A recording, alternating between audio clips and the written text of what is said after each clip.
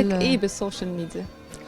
والله انا يعني ما عنديش الوقت قوي زي فنانين كتير يعني في السوشيال ميديا، ولكن انا معايا ناس محترفه بيوعدوني ان هم بيديروا بيظبطوا. اه لكن انا ما عنديش زي ما تقولي كده وقت ان انا اعمل كل ده، لان انا سايباها للناس اللي بيفهموا فيها. بس من حين للاخر مثلا بتدخلي تبصي لو في بخش ابص طبعا الكومنتس على وكده حاجات وارد على الحاجات مثلا اللي الفانز عندي على الصفحه بيكتبوها وكده، لكن انا مش طول الوقت اقدر اعمل كده يعني. اكيد صعب.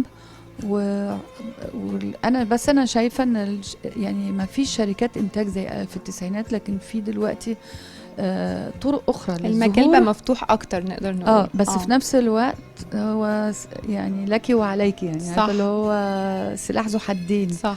لازم تبقي كويسه جدا في الموضوع ده في السوشيال ميديا عشان تتوفقي تجيبي جون يعني. صح.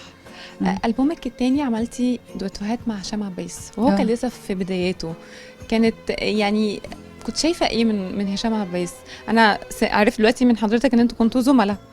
هشام سبقني، هشام كان عامل مع امريكانا شريطين وانا اللي رحت عملت الاولاني. لما نجح قلت له لا تعالى غني معايا التاني اللي هو غنيت للهوا والهوا غنيت.